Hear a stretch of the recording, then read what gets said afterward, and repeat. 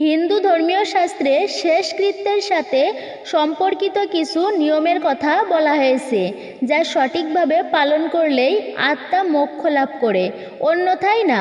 শাস্ত্রে লিখিত এই নিয়মগুলির মধ্যে একটি হল পুত্রের দ্বারা সম্পাদিত পিতার শ্রাদ্ধ অনুষ্ঠান এবং পিণ্ডদান। এই ক্রিয়াটি পিতার আত্মা এবং পুত্র দুজনের জন্যই অত্যন্ত গুরুত্বপূর্ণ হয়, কারণ শ্রাদ্ধ অনুষ্ঠান সঠিকভাবে পালন না করলে পিতার আত্মার উদ্ধার হয় না এবং পুত্র তার পূর্বপুরুষদের ঋণ থেকে নিজেকে মুক্ত করতে পারে না। শ্রাদ্ধ অনুষ্ঠান সঠিকভাবে পালন না করার কারণে পিতার আত্মাকে যমলোকের যাত্রাতে অনেক অসুবিধার সম্মুখীন হতে হয় এবং পুত্রকে পিতৃদোষ লাগার কারণে অসুস্থতা, দারিদ্র্য, ঝগড়া, ঝামেলা এবং জীবনের বিভিন্ন কষ্টের সম্মুখীন হতে হয়। গরুড় পুরাণ অনুসারে মৃত ব্যক্তির জন্য করা পিণ্ডদান থেকে আত্মা 1 হাত লম্বা শরীর লাভ করে। মৃত ব্যক্তির আত্মা এই দেহ থেকেই যমলোকের যাত্রা সম্পূর্ণ করে।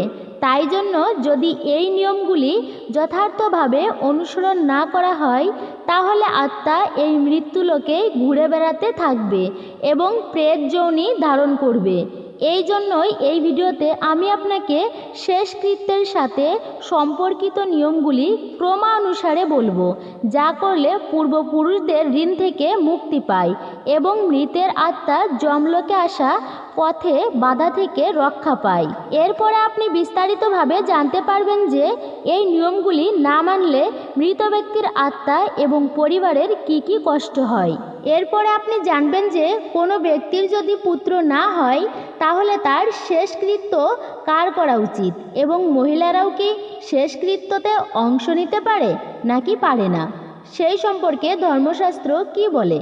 কিন্তু ভিডিওতে এগিয়ে যাবার আগে আপনাদের কাছে ছোট্ট একটি অনুরোধ যে আমাদের চ্যানেল রায়কিশোরী দীপা অর্থাৎ এই চ্যানেলটি সাবস্ক্রাইব করে নিন এবং কমেন্ট বক্সে জয় শ্রী বিষ্ণু লিখে ঈশ্বরের প্রতি আপনার নিজের কৃতজ্ঞতা প্রকাশ করুন। শাস্ত্র অনুসারে আত্মা একটি সংস্কৃত শব্দ, যার অর্থ অন্তর্নিহিত চেতনা। আত্মা সম্পর্কে ভগবত গীতায় লেখা আছে যে আত্মা অবিনাশী। যখন আত্মা শরীর ধারণ করে তখন জীবযোনিতে এই মৃত্যুলোকে বাস করে, কিন্তু যখন সে শরীর ধারণ করে না তখন সে দেবযোনি নয়তো প্রেত যোনিতে থাকে। মৃত্যুর পর আত্মা যখন এই মৃত্যুলোকে ঘুরে বেড়াতে থাকে তখন সে কেবল মোক্ষ লাভের কামনা করে। এই কারণে মৃত ব্যক্তির জন্য শ্রাদ্ধ অনুষ্ঠান করা হয়, যাতে আত্মা এই জন্ম জন্মান্তরের চক্র থেকে মুক্ত হয়ে মোক্ষ লাভ করতে পারে। বন্ধুরা, আসুন এবার আপনাদের বলি যে পিতার মৃত্যুর পরে পুত্রের কি কি করা উচিত। কিন্তু তার আগে আপনি এটি জেনে নিন যে এই নিয়মগুলো না মানলে আত্মার কি হয়। মৃত্যুর পরে আত্মা ঘরেই থাকে এবং নিজের আত্মীয়দের দেখতে থাকে, কিন্তু তাদের সাথে কথা বলতে পারে না। হিন্দু ধর্মের মান্যতা অনুসারে মৃত্যুর পরে 13 দিন শোক পালন করা হয়। 13 দিনের এই সময়কালটি তেরহাবি নামে পরিচিত। 13 দিনের দিন ব্রাহ্মণ ভোজন করানোর পরে মৃত ব্যক্তির আত্মা শান্তি পায় এবং ভগবত ধামে স্থান পায়। গরুড় পুরাণ অনুসারে মৃত্যুর পরে 13 দিন পর্যন্ত মৃতের আত্মা ঘরেই বাস করে। এই সময় আত্মা তার আত্মীয়দের দ্বারা কথা, সব রকম ছোট বড় কাজকে দেখতে থাকে। 13 দিন পর্যন্ত দিয়ে থাকা পিণ্ডদান থেকেই আত্মার একটি অদৃশ্য নতুন দেহ লাভ করে, যেটি পেয়ে এবং পিণ্ডদান গ্রহণ করার পরে আত্মা তার যাত্রায় এগিয়ে যায়। পিণ্ডদান না করলে আত্মা কোনো দেহ পায় না এবং আত্মা প্রেত হয়ে এই মৃত্যুলোকে ঘুরে বেড়াতে থাকে। এই কারণেই মৃত্যুর পরে এই ক্রিয়াগুলো সম্পাদন করা এতটাই গুরুত্বপূর্ণ বলে মনে করা হয়। কিছু জ্ঞানী ব্যক্তিরা তেরহাবি করার পিছনে বৈজ্ঞানিক কারণও দিয়ে থাকেন। মৃত ব্যক্তির আত্মা পরিবারের সদস্যদের মধ্যেই থাকে এবং যেখানে গরুড় পুরাণ পাঠের কথা হয় সেখানে বসে পাঠটি শোনে। গরুড় পুরাণ শুনলে আত্মা আসক্তি মুক্ত হয় এবং মোক্ষ লাভ করে। তাই জন্য গরুড় পুরাণের পাঠ করানো অবশ্যই উচিত। পুত্রের দ্বারা করে থাকা দ্বিতীয় কর্ম হল গয়ায় শ্রাদ্ধ করা। বন্ধুরা, বিহারের বোধ গয়াকে গয়াসুরের পিঠে বিরাজমান বলে বলা হয়েছে। গয়া স্থানটি ভগবান বিষ্ণুর দ্বারা বরপ্রাপ্ত আছে বলে যে সেখানে শ্রাদ্ধ করলে আত্মা মোক্ষ লাভ করবে এবং আত্মা স্বর্গে স্থান পাবে। ভগবান রামও পুত্রের শোকে বিচলিত হয়। জীবন উৎসর্গ করে থাকা তার পিতা মহারাজ দশরথের শ্রাদ্ধ এইখানেই করেছিলেন। এই স্থানের মান্যতা এতটাই যে বালির পিণ্ডদান গ্রহণ করায় পূর্বপুরুষদের আত্মা উদ্ভাসিত হয় এবং এই পিণ্ডদান গ্রহণ করলেই তার আত্মা মোক্ষ লাভ করে। তৃতীয় কর্ম হলো গরুদান। গরুর পুরাণে উল্লেখ আছে যে মৃত্যুর পরে আত্মাকে যমলোকে যাওয়ার পথে বৈতরণী নদী পার করতে হয়। এই নদী অনেক ভয়ানক হয়। এই নদীটি পুণ্যবান আত্মারা খুব সহজেই পার করে নেন, যেখানে পাপী আত্মাদের এই নদীটি পার করতে নানা ধরনের কষ্ট পোহাতে হয়। বৈতরণী নদী সহজে পার করার একমাত্র উপায় হলো গরু দান করা। যে মৃতের পুত্র গরুর সাথে সাথে বাছুরও দান করে তাদের পিতামাতা সহজেই এই নদীটি পার করতে পারে। তাই সনাতন হিন্দু ধর্মে গরু দান করার বিধান আছে। বন্ধুরা, মৃত ব্যক্তির জন্য নির্মিত করে থাকা মাসিক ও বাৎসরিক শ্রাদ্ধ অনুষ্ঠান পালন করা এক পুত্রের চতুর্থ কর্ম বা কর্তব্য। ধর্মগ্রন্থ অনুসারে পিতামাতার মৃত্যু হলে এই প্রথম 1 বছর পর্যন্ত পিতামাতার নামে প্রতি মাসে মৃত্যুর তিথিতে মাসিক শ্রাদ্ধ করা উচিত। এখানে নিজের সামর্থ্য অনুযায়ী ব্রাহ্মণদের ভোজন করানো উচিত। এতে আত্মা যমের পথে এগিয়ে যেতে শক্তি প্রাপ্ত করে এবং তিনি ক্ষুধা ও তৃষ্ণা থেকে মুক্তি পায়।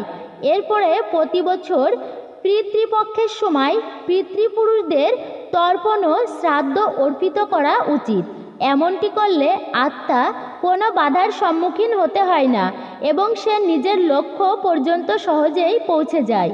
বন্ধুরা, হিন্দু ধর্মে পিতৃপুরুষদের খুশি করার জন্য একটি বিধি বলা হয়েছে, যেটির মতে পূর্ণ আবেগের সাথে শ্রাদ্ধ অনুষ্ঠান করা জরুরি, যেখানে আপনার নিজের যোগ্যতা ও সামর্থ্য অনুযায়ী কাজ করা উচিত। পুরাণ বলে না যে এর জন্য আপনাকে নিজের সব কিছু বাজিতে লাগিয়ে দেওয়া উচিত। পূর্বপুরুষের প্রতি শ্রদ্ধাভাব রাখলেই পিতৃপুরুষেরা সুখী থাকেন। তাই জন্য সঠিক তথ্য প্রাপ্ত করুন, কারণ যারা আপনাকে ভুল বলে তারা নিজেরাই জানে না যে তারা যা বলছে তা কতটা সত্য। আসুন এবার জেনে নেওয়া যাক যে যদি কোনো ব্যক্তির পুত্র না হয় তাহলে এমন অবস্থায় তার শেষ কৃত্য কার করা উচিত। বন্ধুরা, গরুর পুরাণে ভগবান বিষ্ণু বলেছেন যে কোনো পুরুষের যদি পুত্র না হয় তাহলে এইগুলি তার এবং তার পূর্বপুরুষদের কৃত কর্মের ফল। পুত্রের অভাবে স্বামী এবং স্ত্রীর অভাবে সহোদর ভাইয়েরা এবং সহোদর ভাইয়েরা একজন পূর্ব ব্রাহ্মণের এই ক্রিয়াটি সম্পূর্ণ করা উচিত। এছাড়া পুত্রহীন ব্যক্তির মৃত্যু হলে তার বড় অথবা ছোট ভাইয়ের ছেলেরা বা তাদের ছেলেদের দ্বারা শ্রাদ্ধ ইত্যাদি ক্রিয়াগুলি সম্পূর্ণ করা উচিত।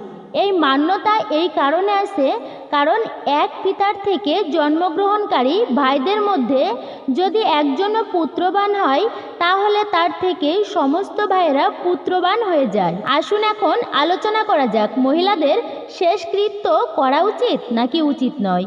বন্ধুরা, আজকাল আপনারাও নিশ্চয়ই কন্যাদের দ্বারা মুখে আগুন দেওয়ার কথা শুনেছেন। হয়তো শাস্ত্র অনুসারে যে কোনো ব্যক্তির নামে শেষকৃত্যের ক্রিয়াটি সম্পূর্ণ করতে পারেন। গরুর পুরাণে প্রেতকল্পে রাজা গরুর বাহনের কাহিনীটির একটি প্রমাণ। অতএব যদি পরিবারে পুরুষ না থাকে তাহলে মহিলারাও শেষকৃত্যের ক্রিয়াটি সম্পূর্ণ করতে পারে। মহিলাদের এই ক্রিয়াটি থেকে দূরে রাখার প্রথা এই কথাটির সাথে সংযুক্ত, কারণ মহিলারা দুর্বল হৃদয়ের হয়।